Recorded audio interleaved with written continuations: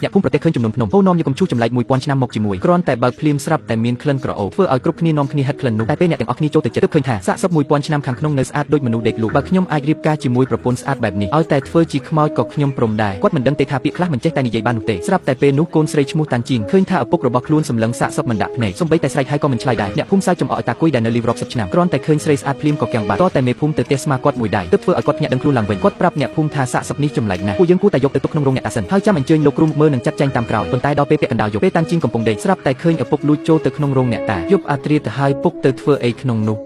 ម្យ៉ាងទៀតក្នុងនោះមានសាកសពស្រីម្នាក់នោះផងមិនយូរប៉ុន្មានឪពុកនាងក៏ដើរចេញមកវិញដោយទឹកមុខពេញចិត្តតែពេលតាន់ជីងបំរុងនឹងចូលទៅដេកវិញក៏ឃើញថាមានបរិសុទ្ធក្នុងភូមិជាច្រើននាំគ្នាចូលទៅក្នុងរោងអ្នកតានោះដែរតាន់ជីងស្មានថាអ្នកភូមិបានចាត់ចែងគ្នាដើម្បីផ្លាស់វែងគ្នាយាមឈូសលុះដល់ព្រឹកថ្ងៃបន្ទាប់មានលោកគ្រូកាន់ដាវឈើមួយបានមកដល់ពេលគាត់ឃើញសាកសពស្រីក្នុងឈូសគាត់ភ័យណាស់គាត់រាប់ដៃគុណគូឲ្យប្រាប់ថារឿងនេះមិនធម្មតាទេនាងគឺជាព្រះនាងចៅយ៉ាងកាលពី1000ឆ្នាំមុនដោយសារការនោះនាងស្លាប់ចំថ្ងៃរៀបការធ្វើឲ្យមានកំហឹងគុំគួនមិនរលាយទើបធ្វើឲ្យសាកសពនាងមិនរលួយបែបនេះពេលលោកថាជាព្រះនាងចៅយ៉ាងអ្នកភូមិរំភើបចិត្តណាស់គេល្បីថាភ្នូររបស់ព្រះនាងមានមាសប្រាក់កែវកងរាប់មិនអស់អ្នកស្វែងរកសម្បត្តិជាច្រើនចំណាយពេលមួយជីវិតដើម្បីរកភ្នូររបស់ព្រះនាងតែរកមិនឃើញសោះនឹកស្មានមិនដល់ថាចំនួនភ្នំលើកនេះបែរជាពំនាំឈូសរបស់ព្រះនាងមកដល់ទីនេះតែក្នុងពេលដែលពួកគេកំពុងតែត្រេកអរលោកគ្រូក៏បាននិយាយកាត់ថាព្រះនាងចៅយ៉ាងមានកំហឹងនឹងការគុំគួនខ្លាំងណាស់បើមិនអាចយកសាកសពព្រះនាងទៅបញ្ចុះវិញទេភូមិរបស់អ្នកទាំងមូលច្បាស់ជារលីមិនខាននិយាយចប់គាត់ក៏រកឃើញផែនទីមួយក្នុងឈូសនៅលើនោះមានកត់ត្រាទីតាំងភ្នូរយ៉ាងច្បាស់អ្នកភូមិឃើញបែបនេះភ្លឺភ្នែកតែម្ដងលោកគ្រូឲ្យមេភូមិរើសបរិសុទ្ធ5មួយនាក់ដើម្បីដង្ហែសពព្រះនាងអ្នកទាំងអស់គ្នាបែបនេះក៏ចាប់ផ្ដើមជេរគ្នាឲ្យតែបានចូលទៅក្នុងភ្នូររបស់ព្រះនាងហើយលួចយកវត្ថុមានតម្លៃមកបានតែ2 3គឺដេកស៊ីចាយ8ជាតិក៏មិនអស់ដែរគ្រប់គ្នាក៏ចាប់ផ្ដើមស្ម័គ្រចិត្តថាចង់ទៅជូនព្រះនាងត្រឡប់ទៅភ្នូរវិញប៉ុន្តែលោកគ្រូបែរជាប្រាប់ពួកគេថាតើតែអ្នកដែលមិនធ្លាប់ប៉ះសាកសពព្រះនាងទៅបានបើពួកឯងមានអ្នកណាធ្លាប់ប៉ះស្បែកព្រះនាងទៅហើយច្បាស់ជាមានរឿងធំមិនខានលោកគ្រូមិនដឹងទេថាប្រុសក្នុងភូមិនេះស្ទើរតែគ្រប់គ្នាបានប៉ះកាលពីយប់មិញប៉ុន្តែដើម្បីមាសប្រាក់ក្នុងភ្នូរនោះពួកគេក៏ហប់ថាទើបតែឃើញព្រះនាងលើកដំបូងលោកគ្រូជឿសម្ដីពួកគេក៏រើបានមនុស្សប៉ុន្មានអ្នកដែលជាប់ឈ្មោះសប្បាយចិត្តរកអ្វីព្រៀបមិនបានមិនដឹងខ្លួនសោះថាបន្តិចទៀតពួកគេនឹងស្ដាយក្រោយលុះដល់យប់អាត្រាមុនចេញដំណើរលោកគ្រូបញ្ជាក់ម្ដងទៀតថាមានអ្នកណាធ្លាប់ប៉ះសាកសពទេគ្រប់គ្នាក្រវីក្បាលធានាថាអត់មានទេមិនយូរប៉ុន្មានសាកសពក៏ត្រូវបានដាក់ចូលក្នុងស្នែងដោយមានមនុស្ស4អ្នកសែងនិងមានអ្នកផ្លុំត្រែមានអ្នកបាច់ផ្កាលោកគ្រូនាំផ្លូវពួកគេទៅតាមផែនទីសម្ដៅទៅទីដែលបានកំណត់តែពេលពួកគេមកដល់ជ្រលងភ្នំយិនយ៉ាងក៏ចាប់ផ្ដើមមានអារម្មណ៍មិនស្រួល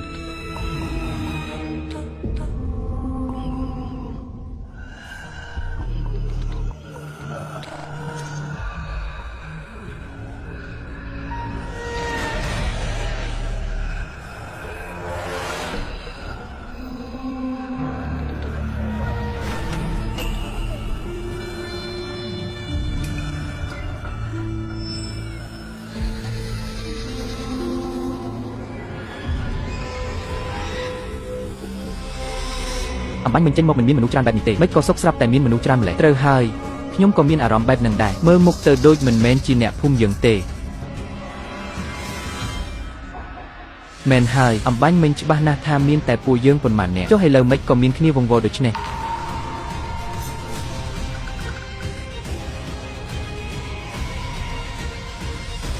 គុំងាកក្រោយឲ្យសោះ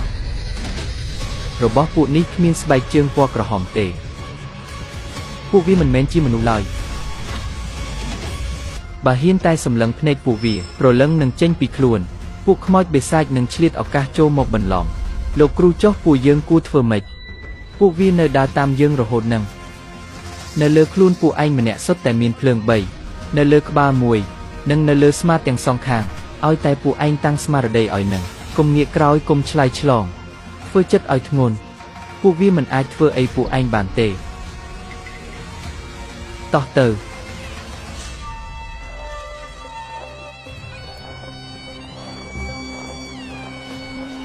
ចាំខ្ញុំផងយកខ្ញុំទៅជាមួយផង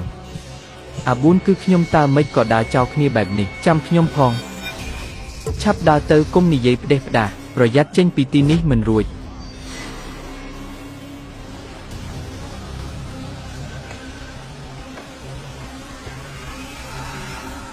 អា2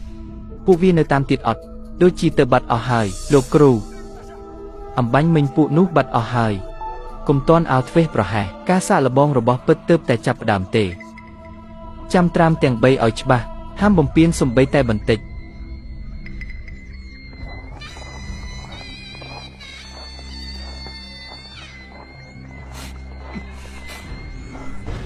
ពួកយើងដើរមកដល់កន្លែងដើមវិញហើយ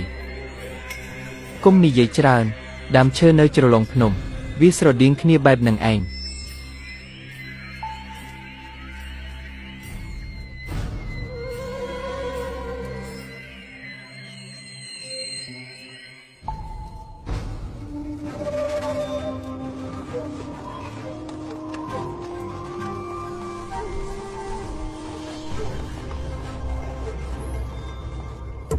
ពុកមកដល់កន្លែងដាំទៀតហើយនេះមិននឹងអាចទៅរួចមិនក៏ដើរត្រឡប់មកវិញចឹងកុំប្រាប់ថាពួកយើងដើរជារង្វង់ឬមួយពួកយើងត្រូវខ្មោចលាក់ផ្លូវហើយមានរឿងអីហ្នឹងឬមួយពួកយើងត្រូវជាប់នៅទីនេះរហូតមែនទេ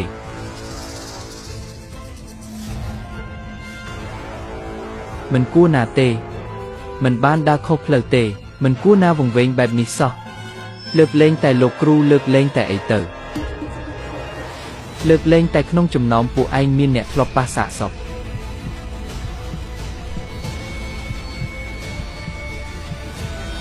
លោកគ្រូពួកខ្ញុំមិនដែលប៉ះពិតមែនបើប៉ះមែនប្រហែលជាមានគ្រោះថ្នាក់យូរហើយមែនហើយលោកគ្រូ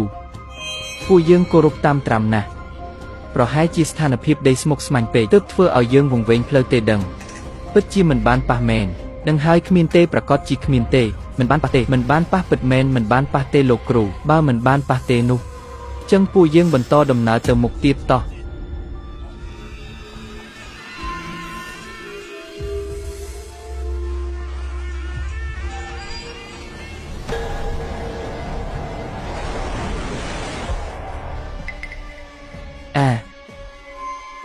មិនក៏คล้ายជាបែបនេះ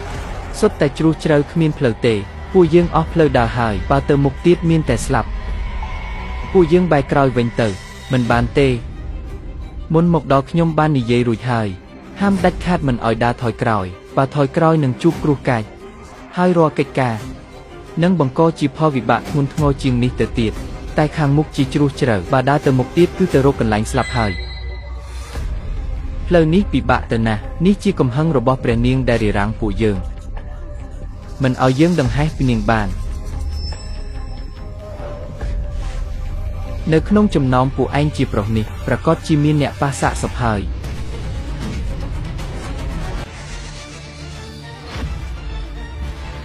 សំឡេងអីហ្នឹងចប់ហើយខាងមុខជាជ្រុះខាងក្រោយមានពុះពីថ្ងៃនេះពួកយើងប្រហែលជាត្រូវស្លាប់នៅទីនេះហើយបើដឹងថាគ្រោះថ្នាក់ដល់ជីវិតបែបនេះឲ្យមកក៏ខ្ញុំមិនមកដែរឆាប់រត់ទៅត្រូវហើយរត់ទៅឈប់សិនហាមរត់ក្រែស្នែងនេះជាកន្លែងស្នាក់អាស្រ័យនៃវិញ្ញាណព្រះនាងពេលវាធ្លាក់ដល់ដីកំហឹងគុំគួននឹងផ្ទុះឡើងភ្លាមពួកយើងទាំងអស់គ្នានឹងត្រូវកំដរភ្នោលោកគ្រូចឹងត្រូវរកវិធីដោះស្រាយទៅមិនអាចឲ្យគ្នាយើងចូលរងចាំសេចក្តីស្លាប់បែបនេះទេមែនហើយលោកគ្រូជួយរកនឹកមើលមកដល់ដំណាក់កាលនេះមានតែវិធីមួយប៉ុណ្ណោះដើម្បីរងាប់កំហឹងរបស់ព្រះនាងនិងបើកផ្លូវរស់ឲ្យពួកយើងវិញលោកគ្រូតើវិធីនោះជាអ្វីទៅគឺមានតែយកបុរសដែលបានប៉ះពាល់សាកសពបោះទម្លាក់ទៅក្នុងជ្រោះប្រើព្រលឹងរបស់គេដើម្បីលុបលាងកំហុសដែលប៉ះពាល់សពទើបអាចបើកផ្លូវជីវិតមួយបានខ្ញុំមិនបានប៉ះសាកសពទេពួកឯងកុំមកចោទខ្ញុំឲ្យសោះខ្ញុំក៏មិនបានប៉ះដែរមិនមែនខ្ញុំទេពុកឯងបានប៉ះសាកសពនោះឬអត់ឯងកុំចេះតែនិយាយផ្ដេសផ្ដាសថ្ងៃនោះពុកទៅយកតែកន្សែងយន្តទេពុកមិនបានប៉ះសាកសពសំបីតែបន្តិចគ្មានពេលទៀតទេបើរកមិនឃើញជនដែលប៉ះសាកសពនោះទេយើងទាំងអស់គ្នាត្រូវស្លាប់នៅទីនេះខ្ញុំដឹងថាអ្នកណាជាអ្នកប៉ះ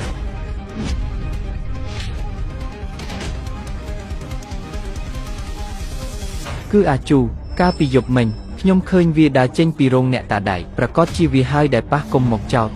ខ្ញុំចេញមកពីក្នុងនោះពីអង្កលយប់មិញនេះខ្ញុំឃើញឯងដើរកាត់រោងអ្នកតាច្បាស់នឹងភ្នែកដំណើររហងរហើយទៀតផងមិនមែនទេខ្ញុំគ្រាន់តែដើរកាត់តើក្នុងរោងមានសាកសព 1000 ឆ្នាំខ្ញុំខ្លាចទៅដើរញាប់ខ្ញុំមិនបានចូលទៅទេពួកឯងកុំមកលៀបពណ៌ឲ្យសោះណែបើនិយាយពីដែកតាគុយទេតាដែលលួចចេញមកនៅកណ្ដាលយប់នោះគាត់មើលសាកសពភ្នែកឡើងស្លូវមិនអាចទេប្រកាសជាគាត់ហើយដែលប៉ះគុំមកខំផ្ដេសផ្ដាសថ្ងៃនោះខ្ញុំចូលទៅយកតែកន្សែងយន្តទេតាមើលទៅឯងមានខ្លួនទើបចង់យកខ្ញុំធ្វើជាអ្នករងគ្រោះជំនួសមានអ្នកណាធ្វើសាកសីឲ្យតែងបានសាកសពស្អាតយ៉ាងនឹងហើយនៅជាមួយគ្នាតែ2នាក់ខ្ញុំមិនជឿថាប្រុសកំសត់ដូចតាឯងទ្រាំបានទេខ្ញុំថាគឺតាឯងនឹងហើយដែលប៉ះគឺឯងប៉ះគឺឯងគឺវានឹងហើយគឺវាប្រកាសជាវាហើយដែលប៉ះប្រកាសជាវាគឺឯងជាអ្នកប៉ះឈាមមានឈាមលោកគ្រូ